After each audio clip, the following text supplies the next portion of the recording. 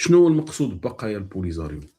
عندنا سكان ديال المخيمات، عندنا فيهم مغاربه اللي هما قلال جدا، صحراويون مغاربه اللي اما تم الاختطاف ديالهم او مشاو في ظروف معينه.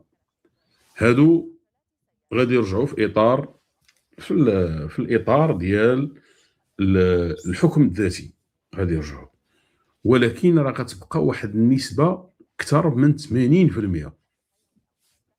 80%، واحد النسبه ديال 80% غتبقى.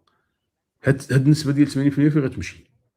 وكنعاود نذكر بانه في الساكنه ديال المخيمات راه كانوا 60%، وهذه قالها كريستوفروس اللي كان عنده مشكل مع المغرب. طرح سؤال على الموريتانيين اللي كاينين تما، 60% موريتانيين، وكاين شهادات ديال الموريتانيين كثار، وكاين موريتانيين اللي تسجنوا في المخيمات وغيرهم.